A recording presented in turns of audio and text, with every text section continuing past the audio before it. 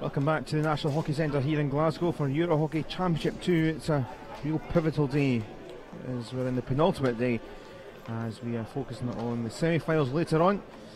Wales against France, Scotland against Russia, but for the first part of the day our focus is on the relegation battle. Portugal are heading down. There could be some weird maths that could see them up, but they are down with their goal difference and everything. They are heading back to third tier hockey after their defeat to the Swiss, who have got a chance tomorrow. They do have that lifeline. It is the turn of the third place sides, Ukraine and the Czech Republic here. A win for either side would secure their safety in the second tier in a couple of years' time.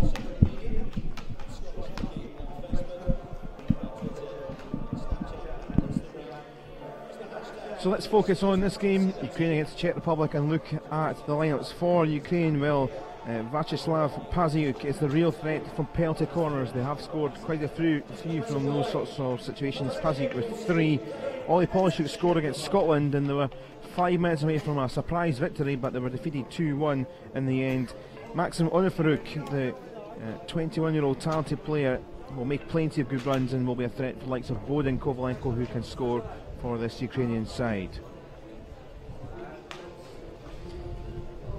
For the Czech Republic, the big news is Thomas Hannes is back in goal after serving a suspension. He had a 5-minute yellow card turned into red after an altercation during the game against Russia, so he sat out the last game, so Petr Vetrovsky dropped back to the bench. Martin Hannes is the captain of this side. Lucas Plotchi, the 21-year-old here, one of their starlet scorers. Haven't seen maybe the best of him yet. The Czech Republic play quite tight hockey so far. It's not seen too many goals from him. He will be looking to impress here today.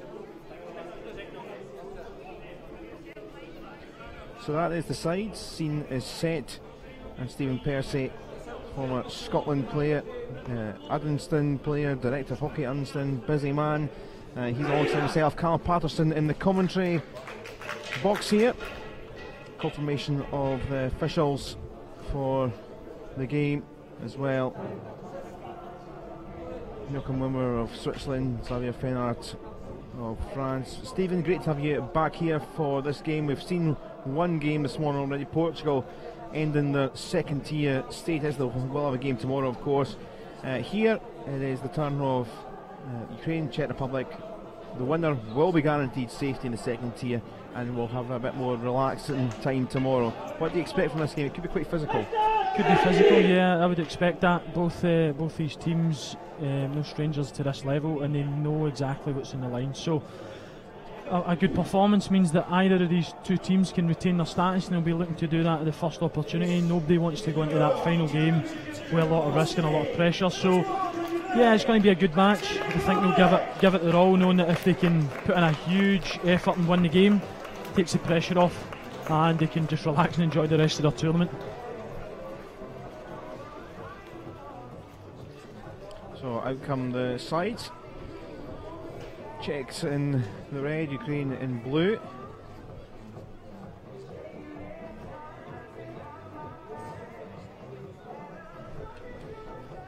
Getting set in a moment for the national anthems for both sides. Ukraine first up.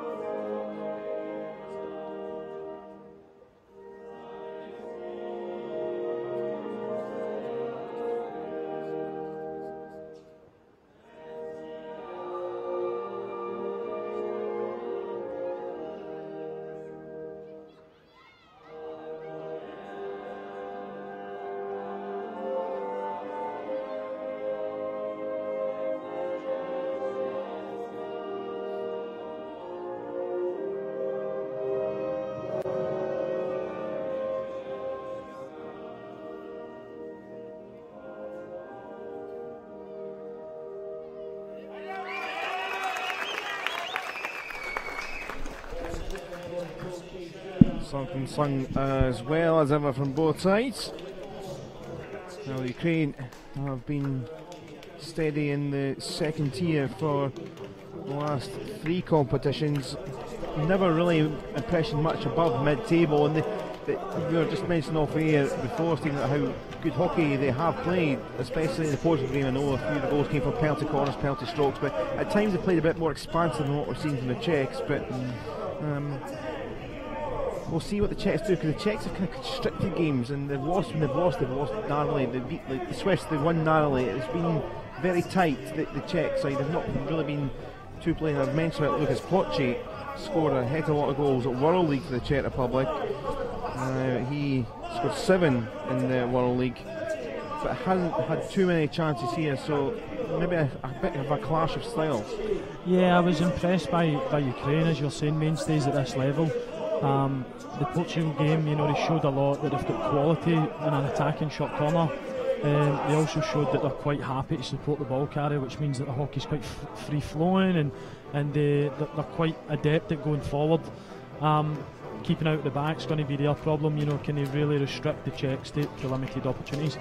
On the other side of that coin, you've got the Czech Republic, who again are kind of mainstays at this level and are really renowned for being a disciplined team, hard to break down, and it's very rare that when anybody plays against them that they win by a lot of goals. So they're a competitive team. They can stay in matches for a long time, and it really takes a lot to grind them down. So it's really about the attacking hockey against the defensive hockey here today, and it just depends. Whoever comes out on top is going to have a good chance of getting those 3 points to guarantee their safety. So an interesting match, and hopefully competitive, and for the fans a lot of goals as well, because it's always nice. Yeah, well, Ukraine is steady in the second tier. Were promoted up in 2009 in Zagreb. The Czech Republic, again, a side pretty solid in the second tier as well. They had a little, they've had a couple of little flirts in the top tier in the last few years. In 2013, they were straight back down in 8th place. Similarly, in 2007. So, you know, there's 2 sides very solid now, particularly Ukraine now established in second tier. Czechs have been bouncing around a little bit between the top 2 tiers, but 2 sides at this level that now are trying to steady themselves and steady any possible danger of relegation. Of course, the 3 points carried over from the group stage does help them out, and it is Ukraine ranked 25th against the Czech Republic ranked 24th here. Interestingly, just as you were speaking before there, Stephen, when the sides were just doing their final little rituals and little warm-up, I thought they actually were going to go for a early celebration or something. The Ukrainian side running back, I thought they were going to go sliding on their knees or something, but they're just a little run in a line backwards and forwards. There was a bit of a slip from one of the Ukrainian players in there, which was a note. This has been raining quite heavily over the last hour or so. It's not a great day weather-wise, so maybe will play a part, the slippery conditions. Yeah, I mean, I've seen teams do that before, but when they line up in the 25, looks like they're going to go and do the team cleansing or something like that. But no, it's just it's a drill really to get to get a bit of speed going, get the heart rate and the muscles warm before the game starts. There's a wee bit of time between the start of the game and the end of the warm-up, so it's just trying to manage that from a performance point of view. So underway then for the second game of the day. This is the second game from the new Pool C. The crossover matches to sort out who finishes 5th to 8th. Portugal look favourites to be finishing in 8th spot. And one of these sides, if there is a winner, will be safe.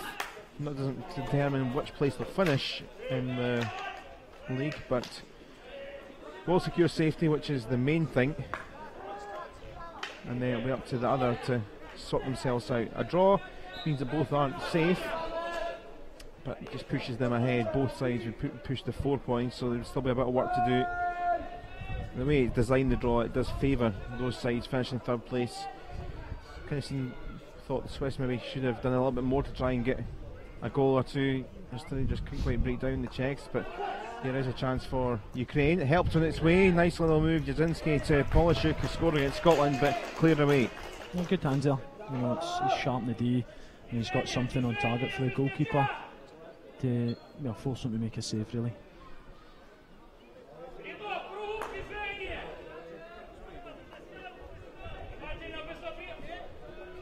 just touching on these third place finishers, so I don't think a draw will be of particularly any interest to these two guys. I think they'll be both looking to settle their fate today.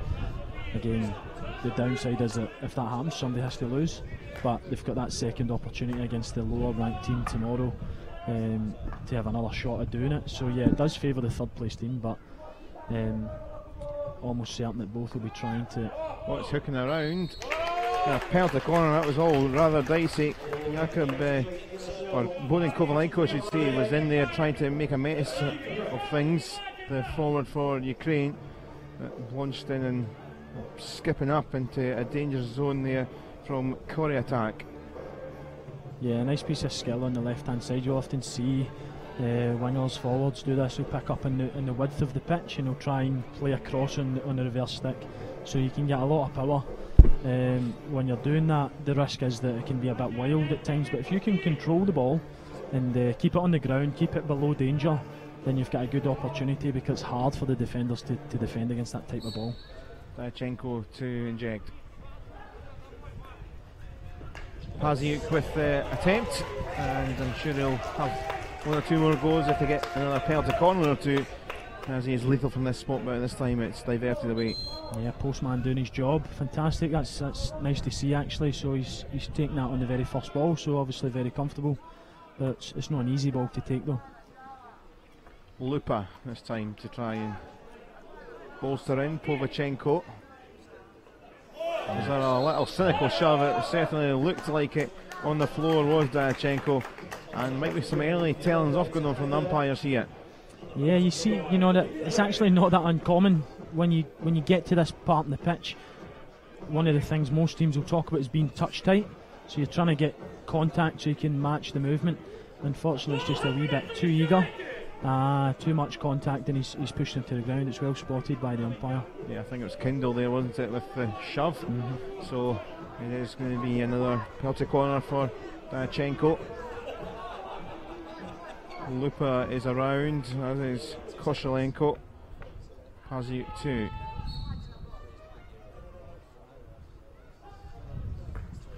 Paziuk again, it's saved high and away, this time from the keeper. Back in goals today, Thomas Hannes. Good save, you know, so that's 2 attempts, but 2 very good attempts on goal, to be honest. We've seen in the past where often takes the flicker a few attempts to really start finding the corners. Certainly the games that I've been doing, you know, I've seen them go down the middle most times, but the Czech goalkeeper and Postman handling those 2 attempts fairly easily.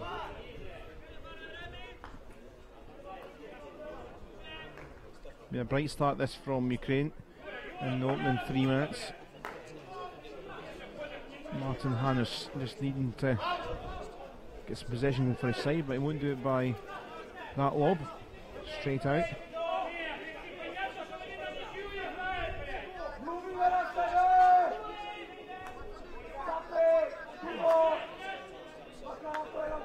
Dachenko. Paziuk back in his familiar position, out with the penalty corners, just anchors there at the back. More contact.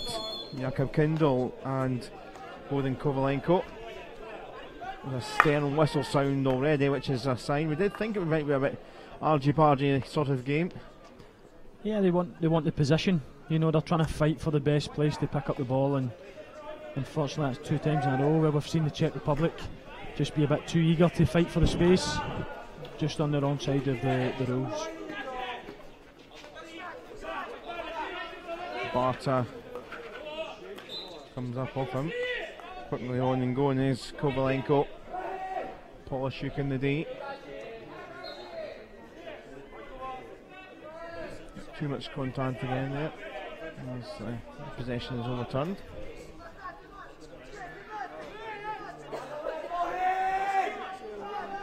Petr Troncek, the team manager of the Czech Republic, back down with his big green board. Carries around like an office suitcase. I suppose it is his office. I liked at the end of the previous game, all the instructions that were written on it were marked off as soon as full time went, so no one could spot any tactics. Yeah, they're very protective of over what they're trying to do. You don't want to give any advantage to anybody, but I'm almost dubious to know whether managers or coaches are actively trying to get a read on the board, or even if they could read the Czech Republic language. Tommy's in that tight spot, had some help from Power.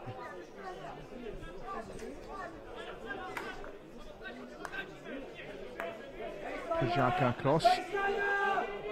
Corey attack. Jovic has been a threatening player for the Czechs, and here he goes into the D. Into the keeper it goes, and it is going to be a penalty corner up the other side this time for the Czechs. So both teams quite adept at winning corners. I've seen 3 now in the first 6 minutes or so. So both will be positive that they can score and get chances. It's just how long they can sustain this. It took a little while for any penalty corners to come in the first game of the day in Portugal and Switzerland, but some early action here from the penalty corner zones, and here is Hannes to inject. Frajaka in the pocket, could be the favourite. Does come to him and skiffed over from Thomas Frajaka. So another corner there. The umpire's just got a little bit of help from his colleague, who said that that's contacted the foot or the shin of the Ukrainian runner as it's went past. That seemed to pass his body quite high, so I'm surprised. Get a better look here. You see, that's touched his body quite high up, and there's a good there's quite a small distance between him and when the ball was released. So really, that should have been. Frajaka again, away he goes this time. So if there was any doubt about that penalty corner, as you were saying, then it doesn't come to anything. The ball's squirming up the other end though for Diachuk, and Czechs having to scramble back here as Diachuk gets past Curry attack. Leovic to try and get it away. Yeah, so nothing came in the corner, so no worries really, but the Ukraine at that point probably would have felt that it should have been their foul in the first place, but these things happen, no danger, no goals against, so carry on. As the cliche goes, sometimes go for it and you'll get the wins against you as well. Yeah, I mean, you're not going to change the decision of the umpires, so no point in protesting. Sometimes stay focused. A shot corner is a game within a game. You just have to be focused, do your job, and don't let any external things that you can't control come into that. Easier said than done sometimes, but that's the theory anyway.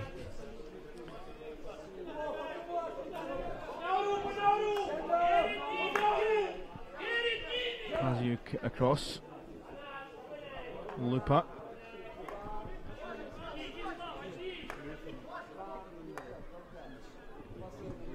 Neutral Lupa again with it, and there's some help on that side. There's not a lot of support in the ball here for the Ukrainian centre back. Ukraine quite happy to send both their half backs, potentially another centre back really high up the pitch. Kovalenko in, just behind Polishuk. Just a little bit of space opened up for the ball to be played in. Just a good example there of the attacking willingness of Ukraine there. Really a lot of players committed, which actually left the ball carrier looking for a pass. Paziuk got a little flick on the way through from a blue jersey. Polishuk. Back it goes with Danchenko to restart.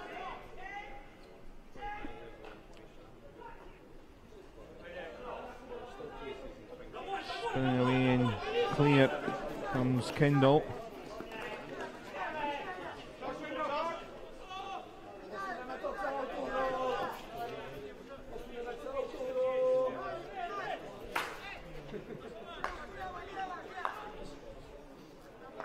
Nice ball from Leovic. Bit of a weave. Koshnicki just on. after coming off the sidelines and was in space. Good save by the goalie. I mean, I don't really know why you've allowed a player to be so free in the central part of the D, but he's got a shot and goal, but the keeper's got the Ukrainian defence out of trouble there. Nice save.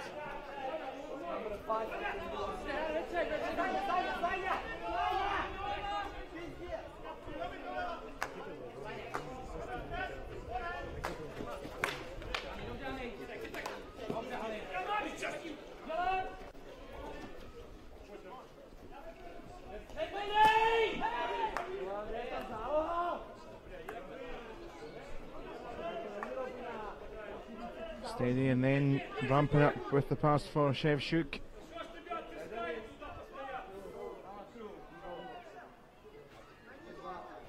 Trying to wriggle by Kindle. Shaka trying to help and defend, and all very tight in the corner. You often find that when the ball goes into the corners, either the defending team in possession in their own corner or attackers being pinned in there, it turns into it's a very tactical game. It's a game within a game almost. It's like a game of chess. You're just waiting for small opportunities. You're happy to move the ball around and just see if who blinks first, who's willing to make the mistake to win the ball back, or if someone's trying to throw the ball away when they feel too much pressure. So it's a situation that teams can be very good at, just being happy under a limited amount of pressure. Down the line it goes, and on the Farouk. First real sight we've seen from him. Bobbled up for Moroz. Into the defence.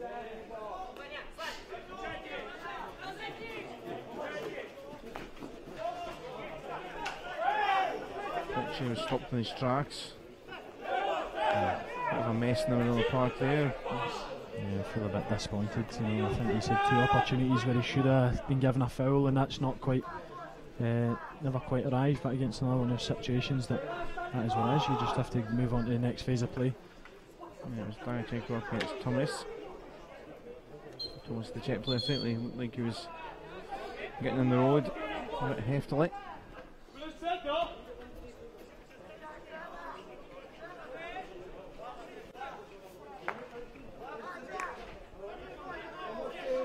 Curry attack. Zednek against Diachenko.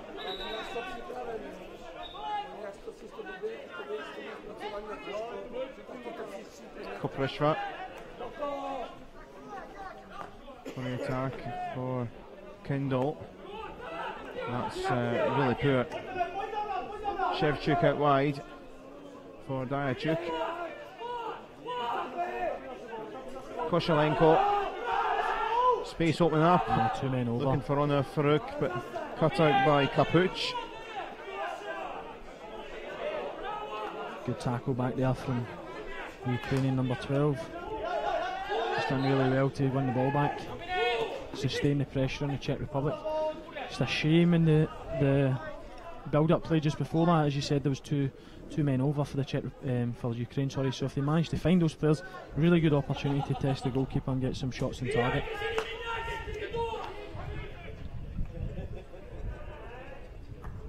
Forward from Koshelenko.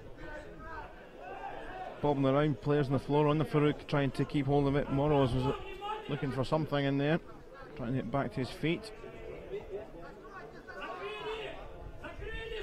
Barter and Kindle stuck in that corner again.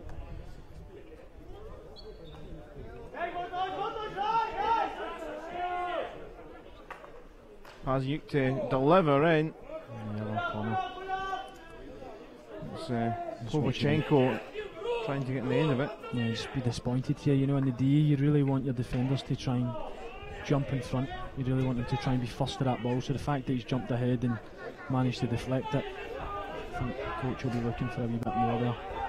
Projaka, never quite fed through the middle there. Kapuch was waiting. If it did, they'll cut out. Certainly a bit more positive from the Czechs as the quarters went on, got into it, but Ukrainians still deadly and threatening, I should say.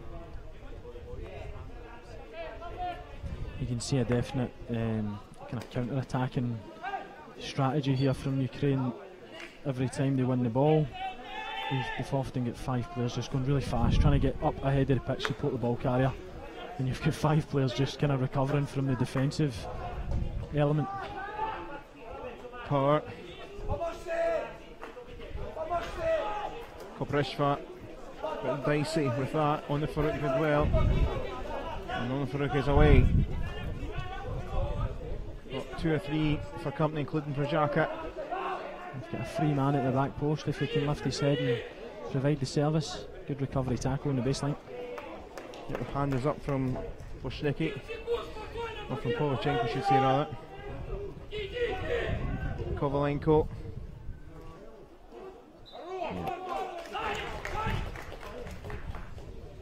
So probably just on the edge of what's considered safe here. So he's lifted the ball, but the umpire's deemed that he's played the ball below his knee height, which means that that's perfectly fine. That's considered safe, and he's awarded the shot corner to the Ukraine.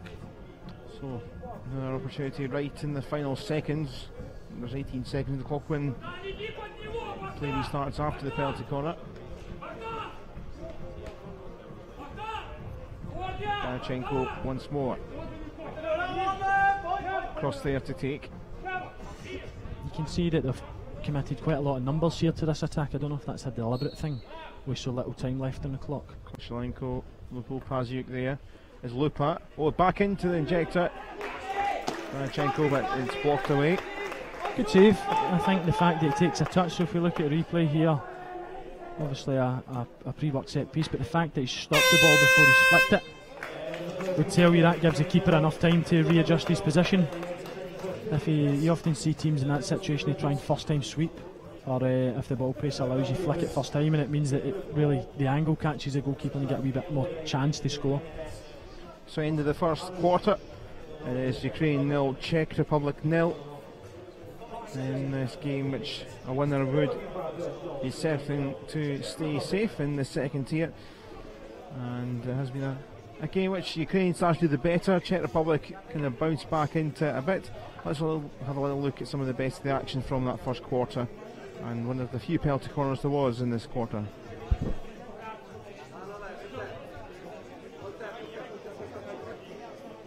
Paziuk had a couple of tries earlier on, saved. Yeah, keeper's done well there. There's good speed on the ball. This was one for the Czechs through Prajaka with the effort and goal, and then we had another one, Prajaka again. That was the one you said it probably shouldn't have been a penalty corner, but they got one anyway. Yeah, that was the kind of the freebie. That was the best chance probably of the game so far, falling to the Czech Republic and Boshnicki. Yeah. Yeah, when you're in the D with that much space and you get a kind of free shot in your reverse, you know, most players at international level will absolutely put that away. Kind of says a lot about the Czech Republic's tournament, really. They probably had the best chance that first quarter. Rode the luck in the first 5 or 6 minutes, then were fairly compact and just went forward, and the side started to get possession as the quarter went on. So they kind of try and keep things as tight as they can, and they'll go forward when they want, really. Some mad instructions going on down there. That board is getting up I think the captain of the Czech Republic, Thomas Prajaka, was writing down loads of squiggles in there. You understand anything? There's like lines and circles and everything going on there. I thought it was one of those 2-minute caricatures you get, and he's going rapid with a pen trying to get something down. But he's obviously unhappy about something tactical and thought he had to intervene to get the team. But to be honest, I think the Czech Republic are probably they're the type of team who are happy to live under pressure. You know, so it doesn't surprise me that they've been defending for most of this game, that quarter thus far, and I don't think they'll be too worried either. Now the board's been rubbed out now. Some more team board chat later in the game with any more developments as we see it. Aye, we'll keep an eye on that one. Look forward to your check, Stephen. And here is Czech Republic now with possession. Jakob Kindle. Cap 76 for Kindle today.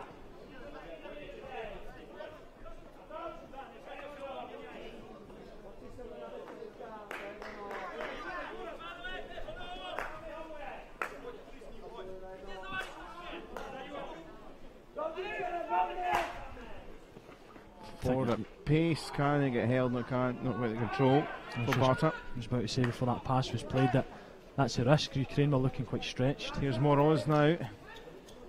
Couldn't keep it going. Taken by Corey attack. So again, they're still quite stretched. So what it does is encourage the Czech Republics to find longer passes, punching the ball through the holes in the team defence there. So they just have to get a handle on that. Capuch.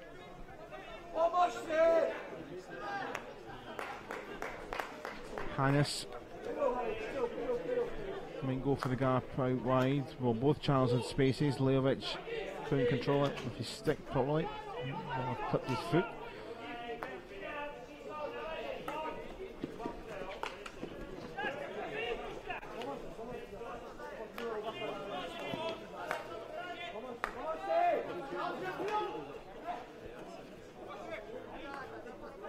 Good forward play there, you know, the ball's bounced into a pocket behind him and he's jumped back, he's came and helped his midfielder, so it allows the Ukrainians to have possession of the ball again, so that's really good luck. Lupa. Back again to the centre with Paziuk. Koshelenko. Dajchenko. And from Kovalenko. Half cleared, but only as far as Koshelenko.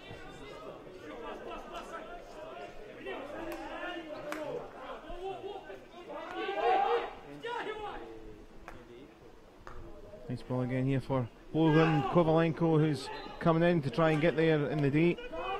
Pass play by Koshelenko, but in the end arm out the other way.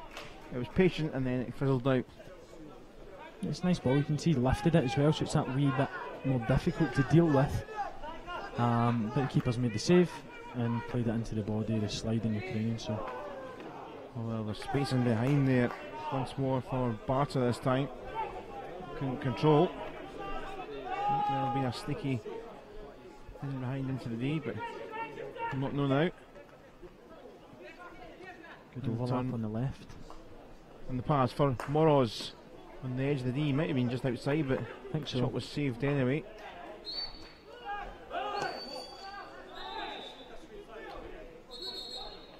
Several peeps of the whistle from both umpires. Arsinski back, driven in by Koshelenko. Away by Przaka.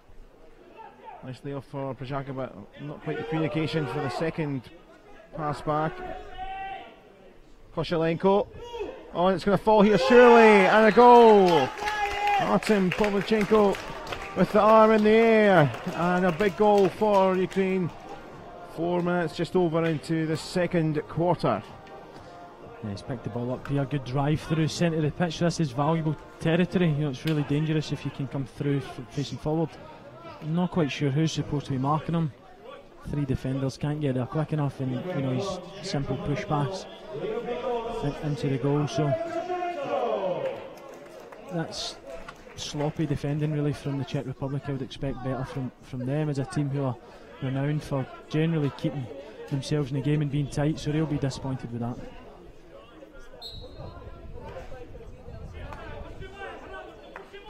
So Ukraine with the lead then.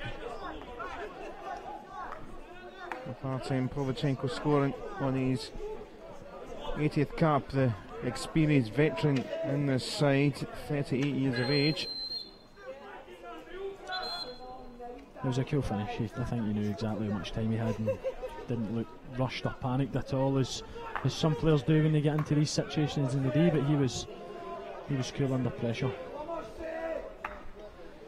Curry attack across the face of the D. No recipients. Will be at the other side and looking to get the restart going as power. Lupa though now for Ukraine. So we're going on one of these counter attacks coming. Here's Lupa. Down goes Vitaly Kalinchuk. He's the top scorer for Ukraine in all the phases of the World League they were participating in. 10 goals. Hasn't had too many sniffs so far in this tournament.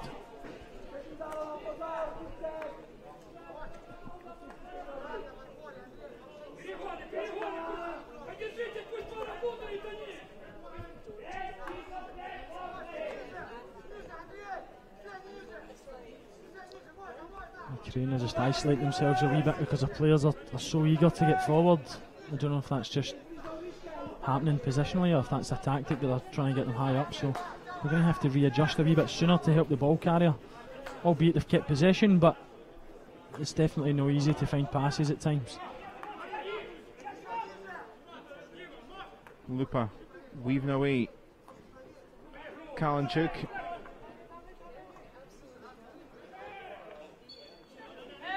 All coming together again.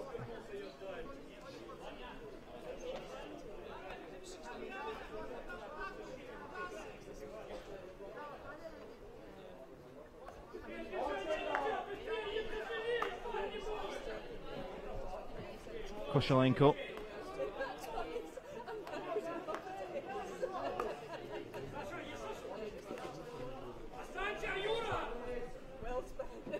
Diachenko.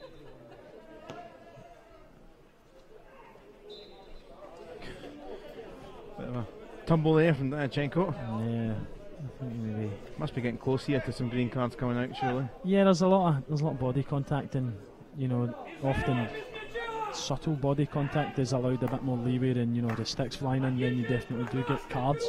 But we've had a few now, and I think the umpires will be conscious of that. Jasinski, it was a nice idea, just caught off guard. Teammate across there in Podgorny.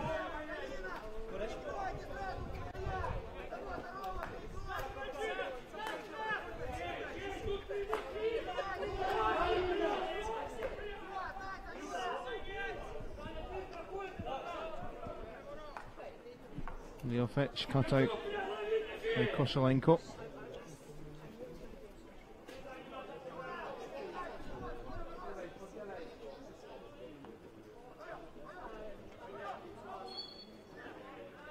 Wasn't kept in due to the frustrations on his side, the Jet side. Yeah, it's just failed to keep that in. A little lapse in concentration. Brings Thomas across there. Able to keep that in. He's one of the inexperienced players, the uncapped player before he was part of this side for the tournament. 18-year-old. Leovic missed it. Kalinchuk, support wide. Zinski. Diachuk in there. Away it goes though for Kindle. Oshnicki will win the free hit from his side. Both coaches here and both coaching teams and players are quite animated, so there's a key phase of play happening. They're obviously unhappy either about how they're dealing with certain situations or just trying to G them up a little bit towards the end of this quarter, trying to get back in the match or further stamp their authority. So yeah, very vocal at the minute, trying to get their players to respond. Given away in Kovalenko for Ukraine. A little bit of argy-bargy.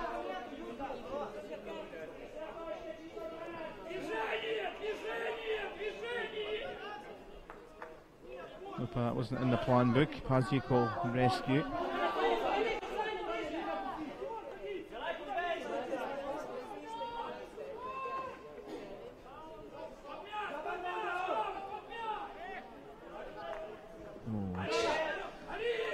Shevchuk getting plenty of time. Yeah, check for his side, still with his side possession.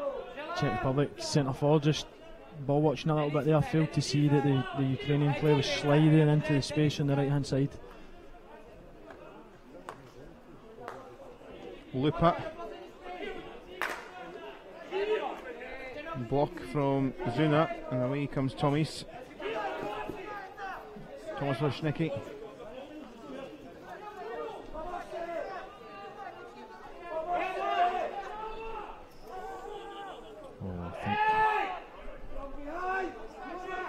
Surprised that he's not been awarded at least a foul there. There was again this body contact, and he's just been too eager to jump in front, so he's made contact with the Czech player and kind of bundled him over. So maybe a little bit fortunate that the umpire hasn't seen that one.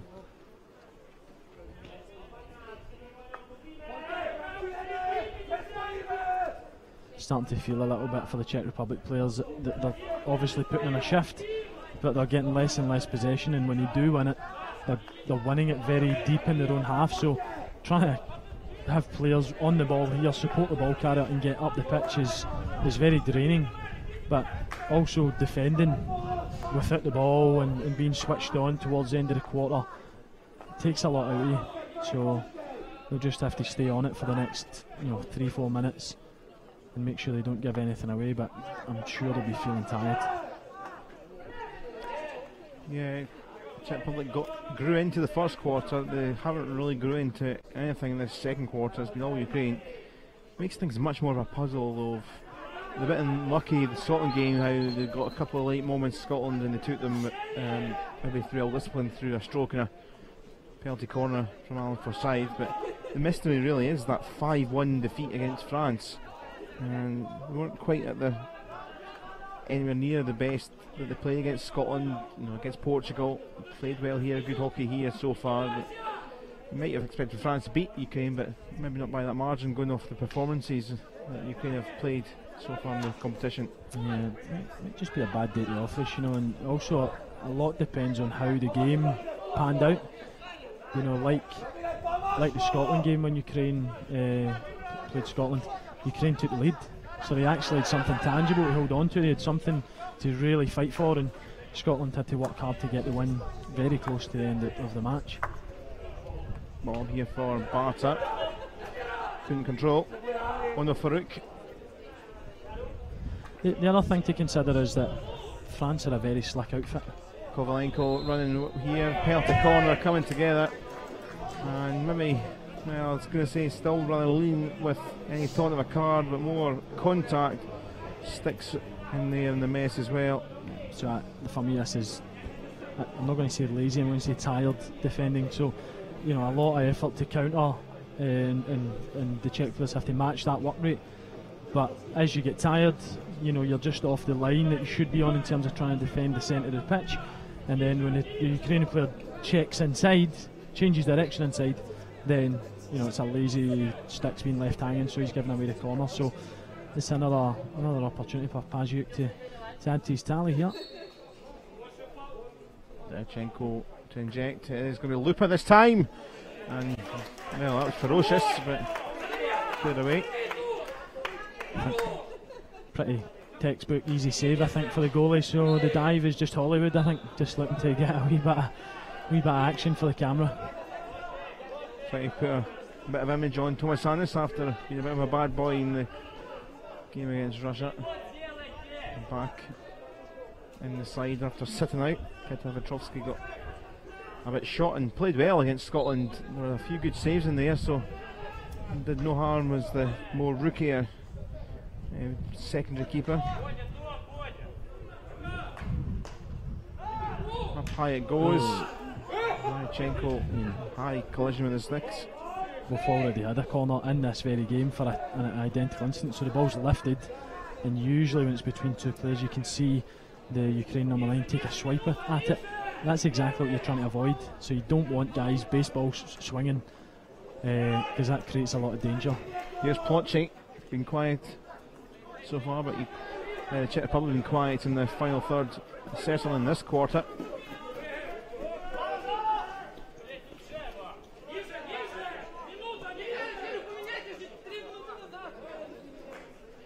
Final minute we're heading into now in this second quarter, so a minute to half time.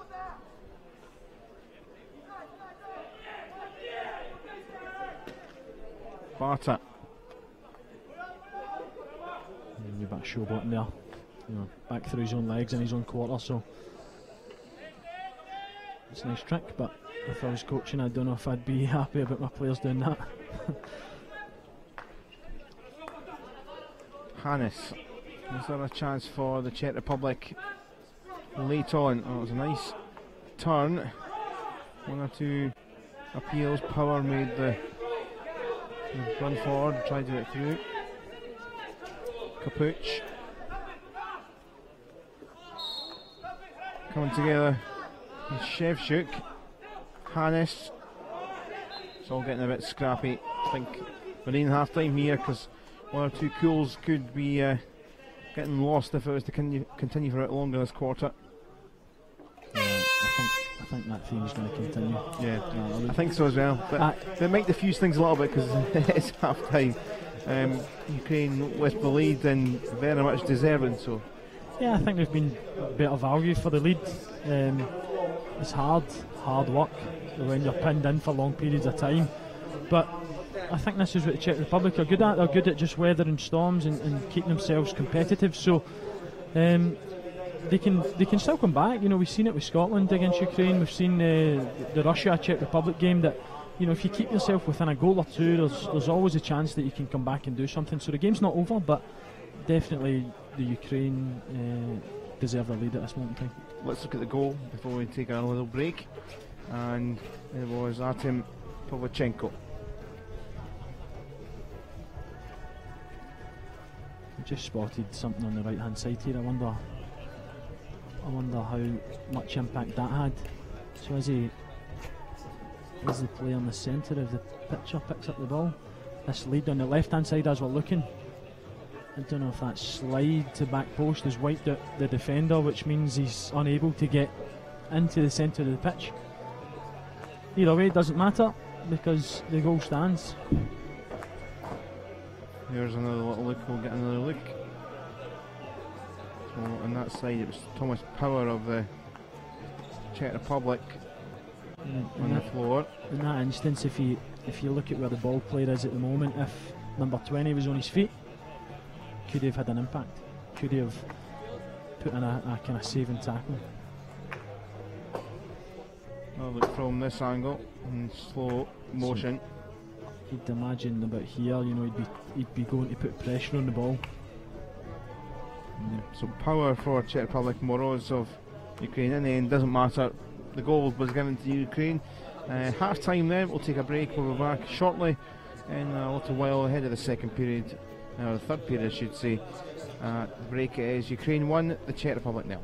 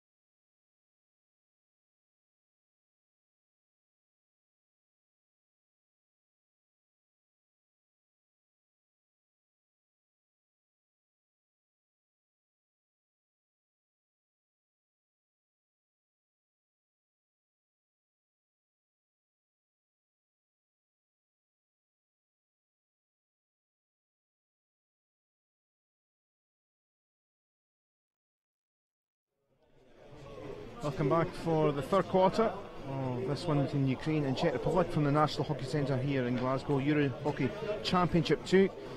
And as it stands, Ukraine would be safe in the second tier if they were to win, because that would be 6 points they've picked up from other sides in the third and fourth place from the original pool table. We're into this Pool C phase, as it is, the crossovers.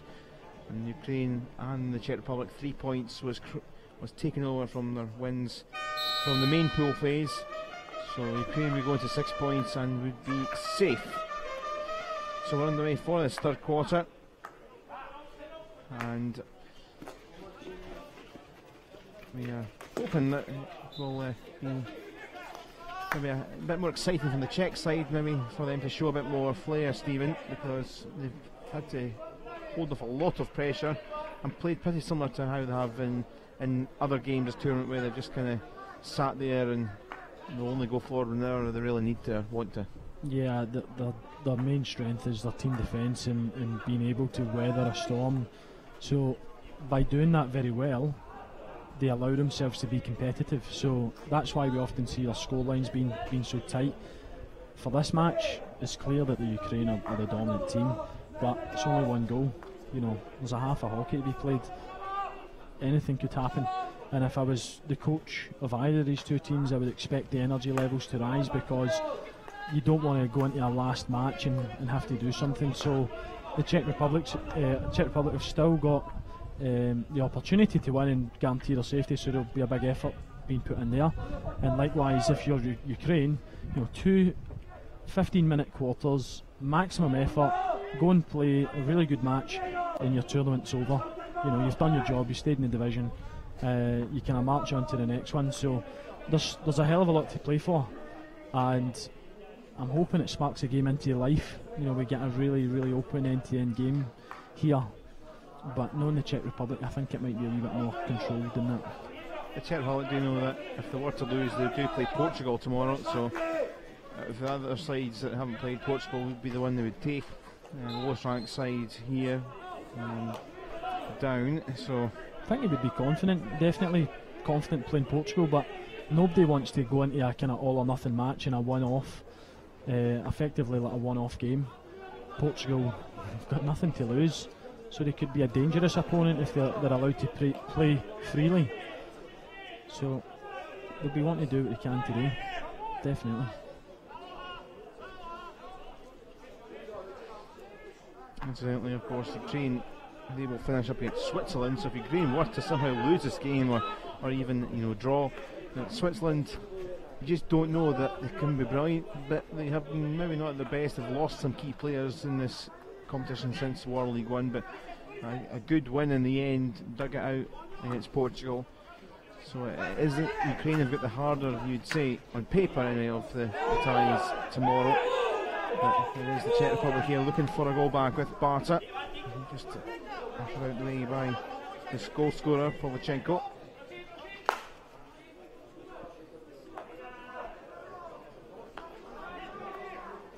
Thomas Pajaka.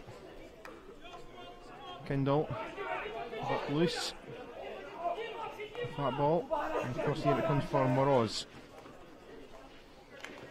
As we were just talking about just before the half-time break, or on half-time, the goal, actually he might have been a little bit obstructing a Czech player in the build-up to that goal, but wasn't seen.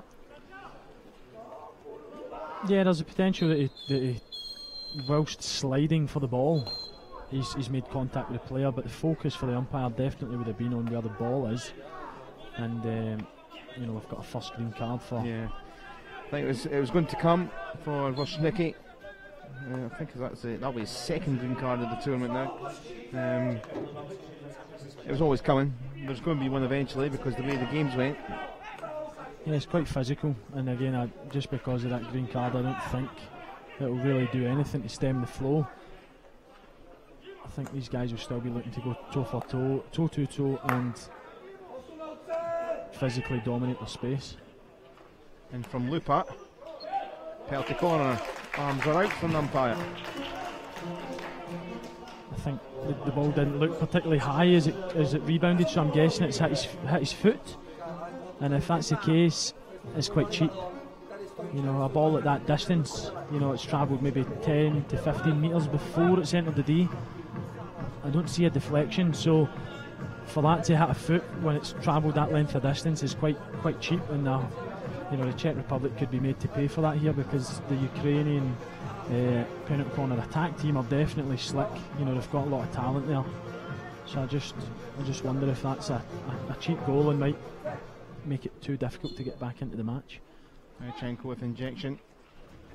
And it's saved away wide from Koshelenko's effort. Good stuff from Harris, who certainly had a few of those saves after his moment of instant. And there's another green card being flashed out, another coming together, and it is Boden Kovalenko, so 10 against 10 for the short term. Confetti time with the cards. Yeah, I think the umpire's maybe, he's done well there. He's trying to keep a lid on it. I think in any other situation, when you've done that, I don't think a yellow would be too harsh. So he's done well. I think he's recognised that it's an important match.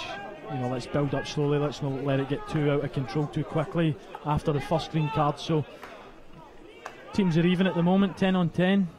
Might allow a wee bit more space for that counter, or allow the Czech Republic a wee bit more time on the ball.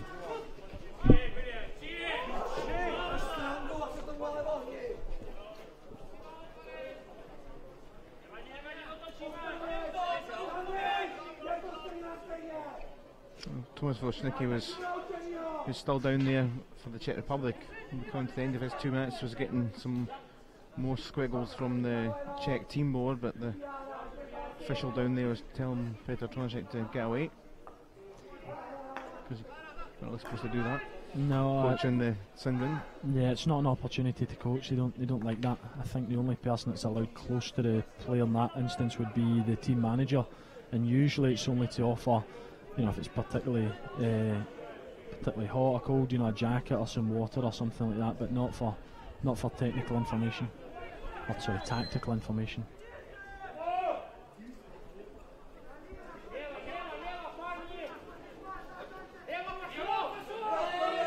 Back up to 11 now. As Schnicke's went up to the sidelines and Zunas came on, so 11 against 10 for around about a minute or so here in favour of the Czech Republic. Yeah, this is it. This is the situation. So they've freed up a man on the right side. They've got that extra player. They have to make it count. Great attack to Leovic to find someone in the D, but only found the Ukrainian player and Lupa. Good advantage. Trying to weasel their way out of the space very well here. Ukraine, Shevchuk.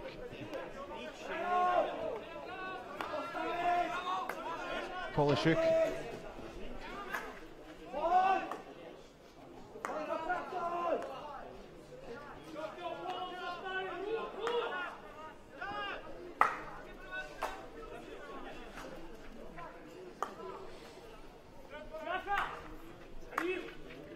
Over to Diachuk.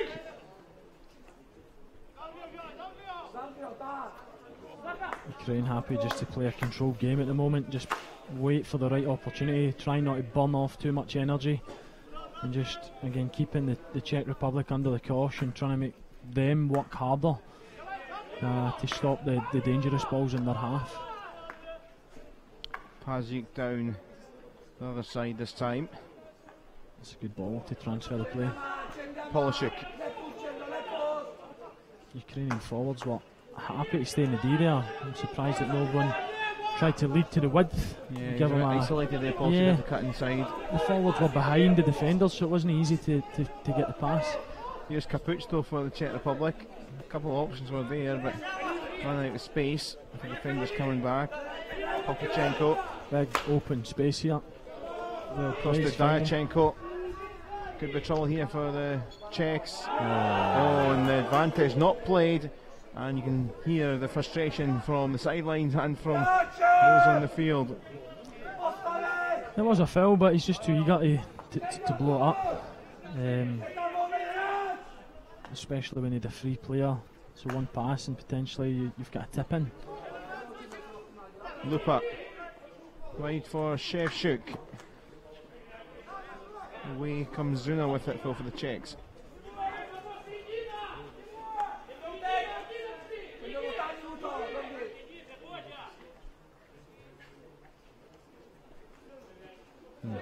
Power, that was wonderful. Zuna. Power again. Quite the end product of pass. Good phase of play there by Power. Beats the press quite well, dummied the player, walks through with the ball, plays the 1-2. Just failed to get a connection with the forward, but it's good. They'll need more of that if they want to get back into the game. Did you want to tell Holly that she needs to keep moving towards the far side? She's coming too near.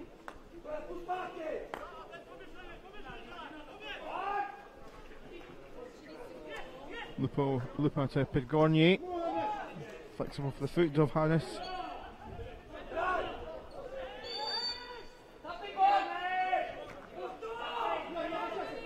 Off and around is Plotchy. Up against Paziuk.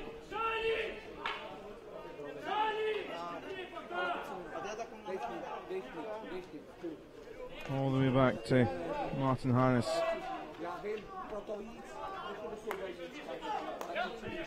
Captain with his 77th cap today. Here's Kendall. Oh, and it came into a spot. Plotchy was behind Paziuk, but went away from both. It was an excellent deflection from Polishuk, the Ukrainian number 8, so he slid into the channel anticipating the pass, but the balls came to his body.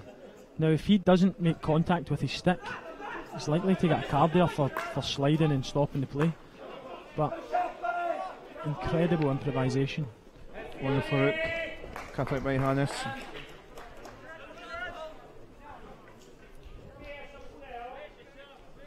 Five minutes just under left in the third quarter. Begorny, Koshelenko across. Paziuk bobbling around.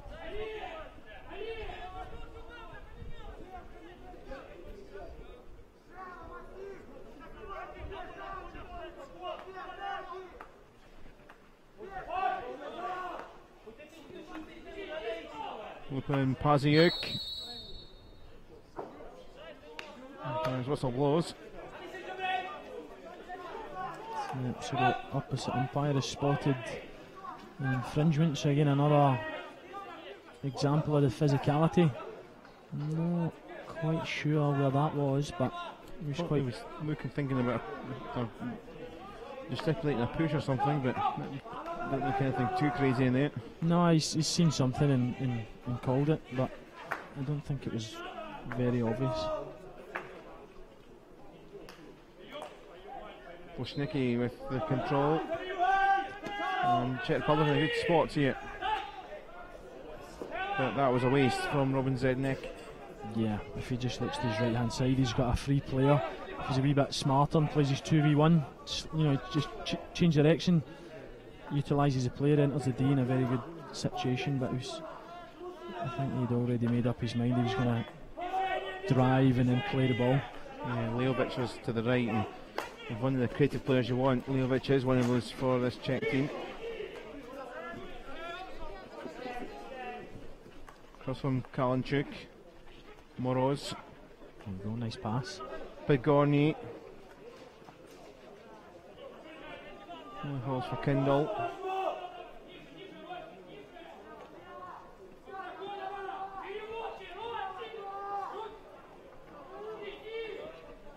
Given back to Dyachenko, and Moroz tried to spin and turn and keep it in his path.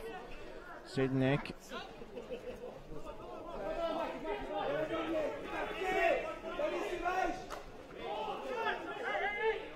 Acrobatic from Podgorny, and Ukraine have it. On the Farouk. Oh, here we go. Oh, he's lifted his hands there.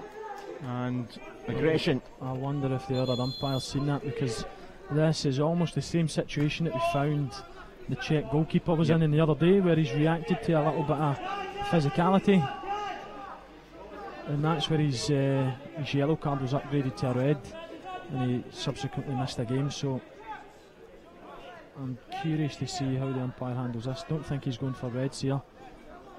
All yellows. He's going to the captains, Derchenko and Hannes. This is a get a grip of your players sort of chat. Nah, he's lucky there. This has to be the kind of final warnings, because any more kind of bits of needle contact, there's going to be more cards, and maybe more than just green cards. Yeah, I think we're at yellow territory now.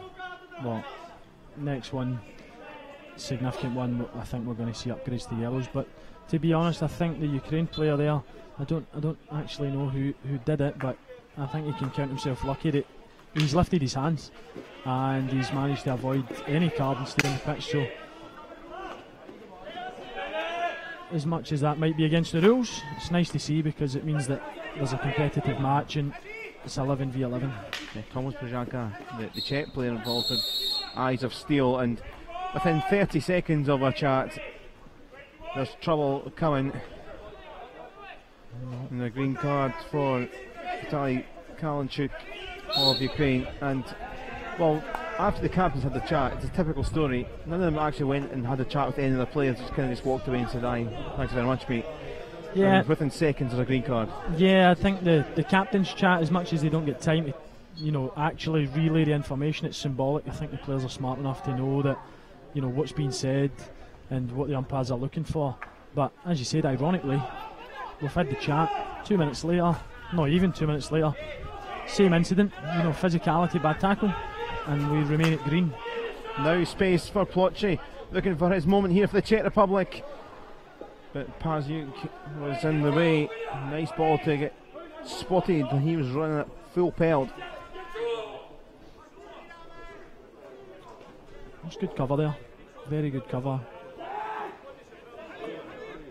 And again, it's nice to see that the umpires are doing their best to try and keep players physically on the pitch. They're doing, they're trying to, not hinder or harm people too much. But I don't know how much longer this can continue. If the players are going to continue to be physical and break down the play. Lofted and controlled by Pavlichenko. Unfortunate slip. Go back to Lucas Plotchi, the Czech Republic. 1 goal against Russia. Should have probably won that game, but lost the late goal. He's in the pocket again here. If Mashnicki could get it across, but couldn't. So here we go. Last action of the half, I think. The quarter, rather. And that'll do for the third quarter. Ukraine with the lead in this one, thanks to the goal from the second quarter in the 20th minute from Artem Popovchenko. And that is the difference between the two sides. So 1-0, 15 to play. Czech Republic again about the first quarter have grown into this a bit more. I guess if you look at the paper in the fixtures for tomorrow, the reversal of the other games, Ukraine against Switzerland, Czech Republic against Portugal. If Czech Republic were to get a point here, both with 4 points, both not safe, but that would mean the Czech Republic play Portugal in a good position. So a lot of chat going on to our right hand side, by the way, by the Czech team. But Czech Republic play Portugal. If they were even to get a draw, Ukraine, would have to figure out what they would need after they're on before. But they've got, you could say on paper, the harder of the games, because they play Switzerland, who have now got a win under their belt. It might absolutely flip the psyche there if Czech Republic can at least nick something heading into the final day. Yeah, definitely. It blows the group right open. If somebody doesn't step forward and win the match, it's kind of what we play for with the remaining 3 teams. I know Portugal are there, and mathematically it's still if possible. If it was 4 points apiece, then absolutely no chance. But Portugal, we've been saying they're out because the goal difference is too big. But the 3 teams that the focus on, it does blow things up if Czechs would sneak something here and get a point. Yeah, exactly. So let's say for the remaining 3 teams, it really, anything can happen. And on paper, as you said, they would walk into a harder. The Ukraine would walk into a harder game, which they don't want to be in that sort of dogfight on the last day. It takes a lot out of you in a tournament, and having to raise your game and really put it all on the line in a final game. What is that? 5 games in just over a week. It's physically tough. So, as you referenced, about halfway through that rest period there, we could hear a lot of verbal for the Czech Republic team. They're G'd up for this. They really know what's on the line here. If they can get themselves back in the match for either that draw or even the win, then they know that it's almost invaluable. You know, it could really cement their status in the division. Pajaka down in there. Oh, here is the chance. Leovic, they have scored, and it is Lucas Ploche, star player for the Czechs, and a big goal in this crossover match. A lot of character there, lots of character. So, Czech Republic number 5, he was the ringleader, if you will. He's obviously G'd the players up, good numbers in the D, and right place, right time, puts it in.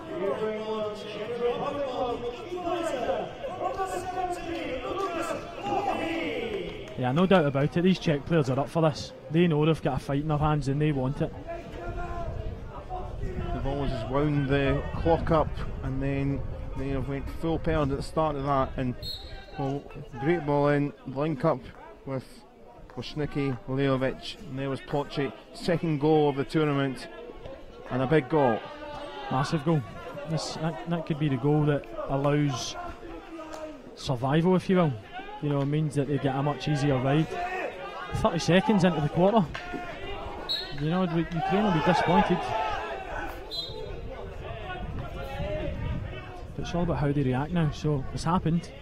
What are you going to do? Are you going to moan about it? Are you going to complain about it? Or are you going to put your best foot forward and try and win the game? A bit of mispossession there is giving it straight to the Ukrainians in a good spot on the Farouk. Down there, it'll come back for the long corner. And the red volley's back.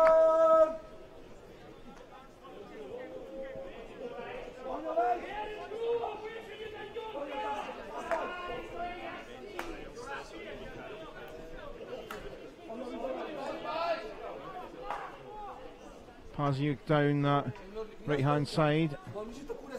Dyachenko. And it goes from Koshelenko across the face of goal. Good touch by the goalie.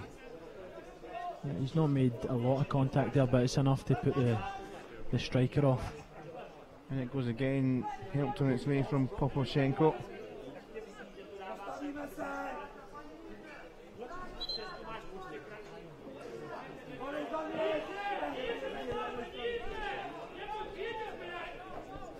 Up long it goes from the Czechs, but nowhere near what Ploche was wanting. Czech Republic coach has finally ditched his coaching board. I think at this moment in time it's just about grit and hard work to get the result. Getting into the Icelandic football chat, the chant there with the clapping, but it's going to be an exciting finale here. Kovalenko.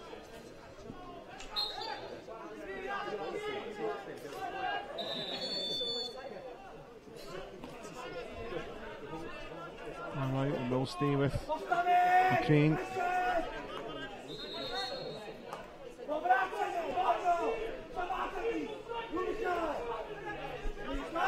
Umpire's not ready for that, so they'll try again with neutral Lupa now.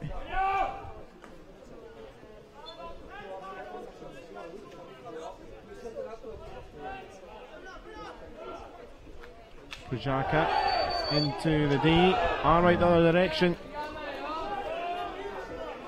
Kylo Yasinski can't believe it. Number 5 for Ukraine. Yeah, he feels like he's made a nice pass to his teammate in the D, and he feels like there's just been a swipe at his stick. He thought that was enough to award the penalty corner, but it was given the other way. It's very hard to tell in those situations, you know, who's hit whose stick, who's made the infringement. Well, that's Kate fell down here. On 1-2 tries Zuna. Zaleshny originally. It wasn't the best of the defending. Can he work it back? No, it's off by the baseline, and that was a scare for Ukraine. Flapping a wee bit there, you know. Have to be careful. It's good aerial, you know, but just poor control. Sigh of relief from Pavlyuchenko, who scored the opening goal in this game. Almost gave one away. It's anybody's game. You know, there's chances at both ends. Opportunities will come. There's 10 minutes to go. I think it's just about who shows that wee moment of brilliance and puts the ball in the goal. Jasinski.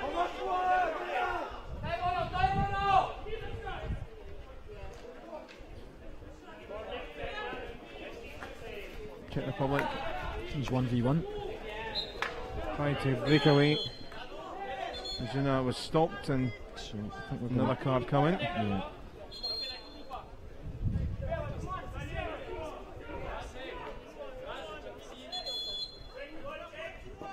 Czech Republic have been a bit cute here. They've tried to sub off. I don't know if that was intentionally or not, but they've tried to sub off the player who. Little elbow by the signal from the umpire. Yeah. I think might be going back an instant or two. So a green card coming out. Captain is having a chat, but it will be green. So Just take the green, because it could have been worse there the way the severity's been going. Yes, this is interesting. So the player who's green carded is already off the pitch because they'd been subbed and a player had went on. So I think they've brought him off, plus the player who went on. So it should be at 10, but there was a potential that could have got a lot worse if the player who went on the pitch didn't realise that his player who he swapped for got carded. Mikhail Barta then off for a couple of minutes. But the way the cards been starting to come in the warnings, might have feared it could have been a bit more than that. So Czechs will be, I think, more pleased with that. They can maybe ride out this couple of minute period. Yeah, I must admit, I'm really surprised we're still at green cards. Just the way the fouls have progressed, and the umpires speaking to the captains to try and dampen that down. I mean, again, credit to the umpires, because I'm not advocating for 1 minute that we should be trying to yellow card or red card players, but they've done a great job of trying to, really let the game play and allow the teams to battle it out. That was given away straight to Lupatho here for Ukraine. Kovalenko now almost straight into the heart of the defence, into Korea attack.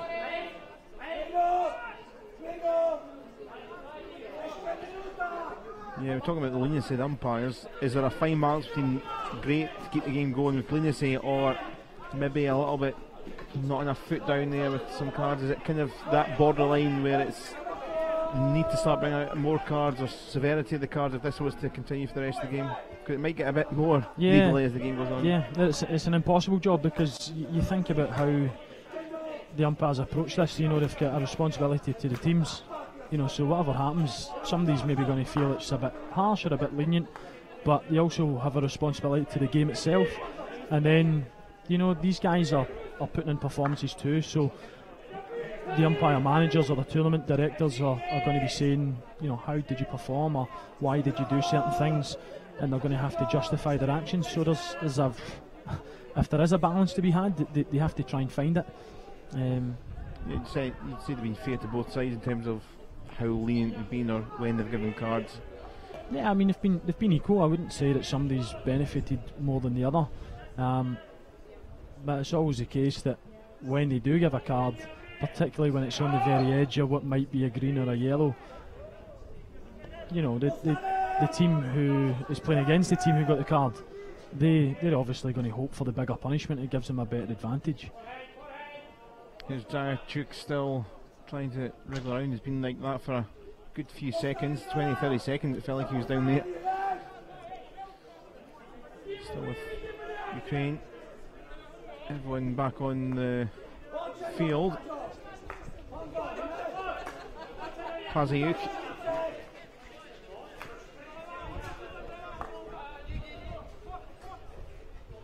Lupa, switcher sides. 7 minutes left, 1-1 for both sides. That would put them onto 4 points, and it would mean both would need to check each other's games out and see what they need to do in terms of how that would help their safety. Still plenty of time, but I wouldn't for 1 minute see any of these teams settling for a draw. You can pretty much guarantee your Well, it's came through here, chance here for Ukraine. Candy it down, Polachenko looking for a second of the day, second of the afternoon. Czech Republic will be disappointed. That ball's came right through the centre of the pitch. that is the last place that you want anybody to try and pass the ball. You know, you often defensively speak about what's called the hotline. So that's the line from where the ball is towards where the goal is, and you try and build your players around that line because it's the most valuable. So they'll be disappointed that ball was allowed to come through that space.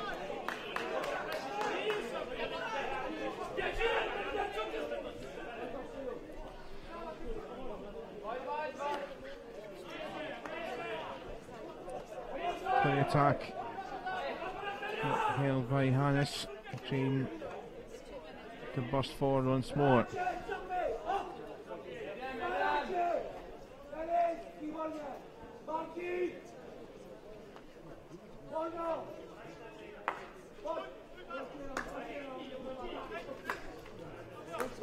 Paziuk to Jasinski, weaves away from Barta, and right across to the other side of D is Plotchy. Got the equalising goal.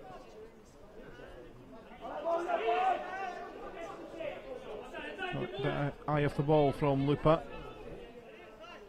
Woznicki was close by for company. But away comes Chenko.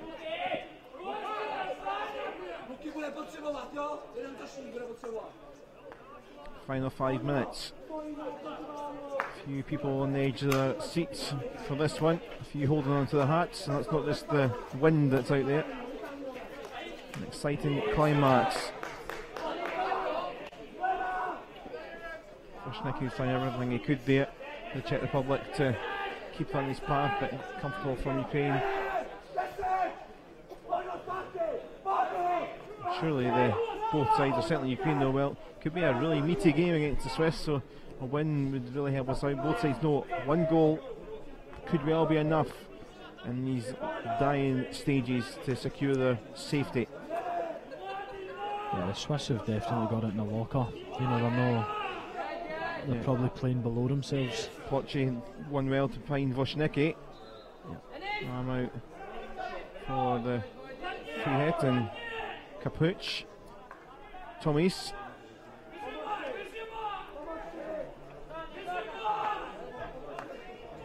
Projaka. Leovic being pushed out wide by Jasinski.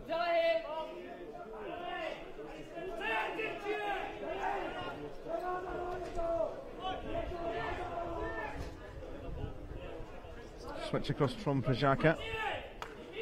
Ball fired into the, almost could have came down for Barta. The team were pretty cool just behind Kovalenko that pass.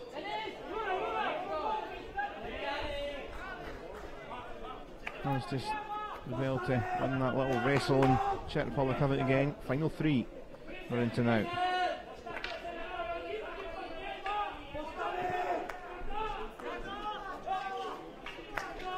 Curry attack, Leovic helping it on its way. Kendall steamed by Pavlichenko. Good tackle there. I mean,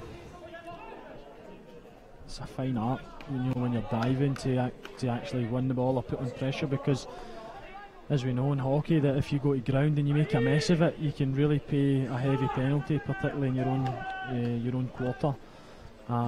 But again, he's done well. He's touched the ball and actually played it off the Czech Republic player's foot, winning the foul. So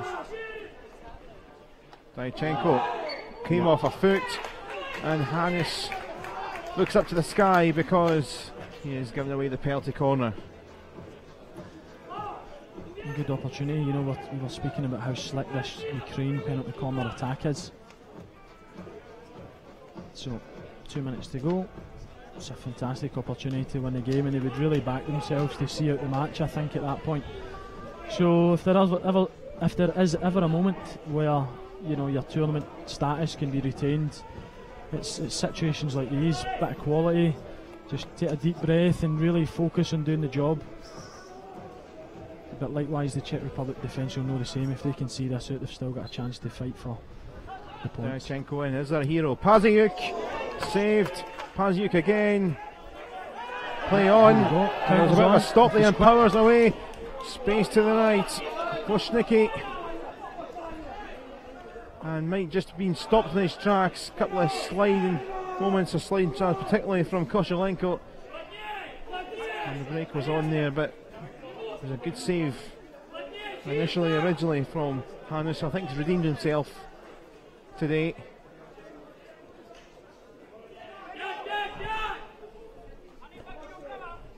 Power. 90 seconds left.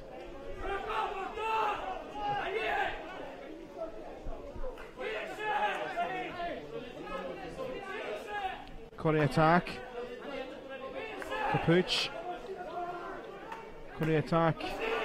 Cheaply given away. Skipping around. Kovalenko. That's inside the 25, so Kovalenko carries on. Sort out the mess in a minute. Keeper comes out to kick away. Injured player for the Czech Republic in the middle of all this. And that's going to go away for Wozniacki. Well, that was a right old ding dong to sort out. Hannes coming in and hurting himself. Back to his feet. I think he's actually limped off for now. I wonder in this situation if that ball actually hit him on the ground, what would happen? No, normally I think you get a corner for that, you know, if you're on the ground and you've played the ball with your body. I don't know if there'd be any sympathy shown by the umpires because he was injured. I don't know. My knowledge of the rules doesn't extend that far.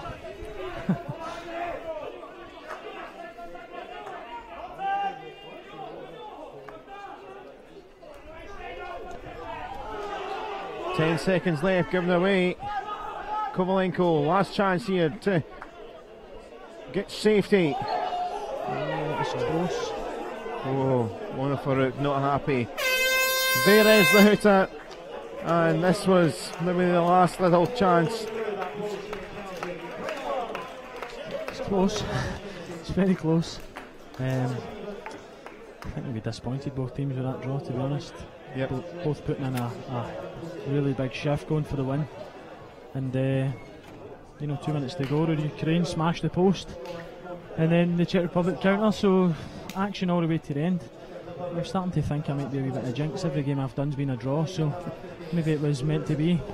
Well, in all seriousness, as the way it works now, both sides had 3 points coming in, 4 points now. None of them are guaranteed safety yet. And Ukraine will play Switzerland, the Czech Republic will play Portugal. You'd have to say on paper the Czech Republic might have the better deal out of that, but let's have a little look. We've seen at half time the goal from Ukraine from Povachenko in the highlights at half time. So let's look at the equaliser, this from Plotchis right at the start of the third quarter. For the Czech Republic, we call that second phase, so you know, you've got the ball in the D and it's bouncing around, and there's, you know, a number of different attempts and chances, so it's good second phase. You know, they're keeping sustained pressure.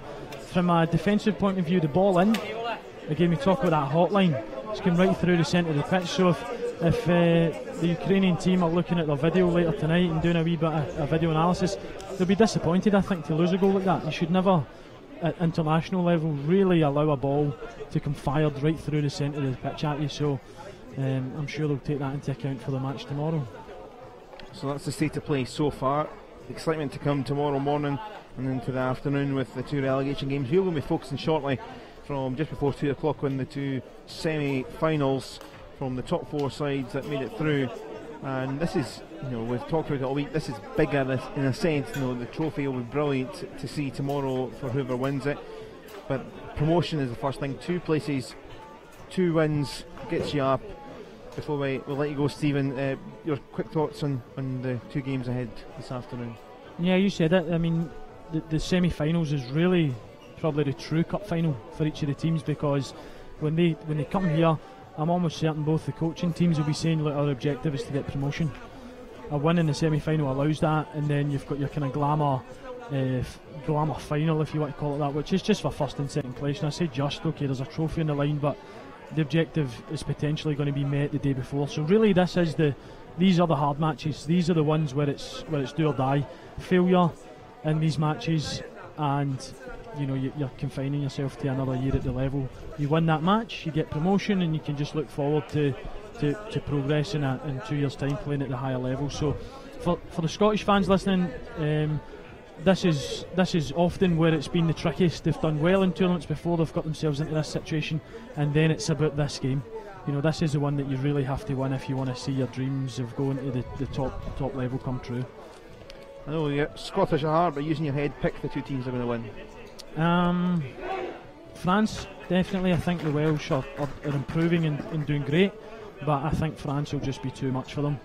The Russia-Scotland game's got the potential to be a banana skin for Scotland. Russia are good, they're slick, their attacking play's great, but I would expect Scotland to win, knowing how experienced that team is and how many caps they've got, and the belief they've got just coming back for the World League as well. It really depends where the Russian heads are at. How do they feel? I know that they're at this tournament with a lot of key players missing, so they've got a young team. Where they're at and how they're feeling and how experienced they are and how many games in this situation they've played is hard to tell, but it's not going to be an easy game, but I would say France and Scotland is a short answer. Okay. It probably was a bit of a longer answer. Sorry about that. We've got the answer anyway. Stephen, it's been great to have your thoughts throughout the week and some of the games you covered, so thanks for popping by throughout the week. No problem, pleasure, thanks. Thanks to Stephen for his thoughts then, and we are going to take a break from there.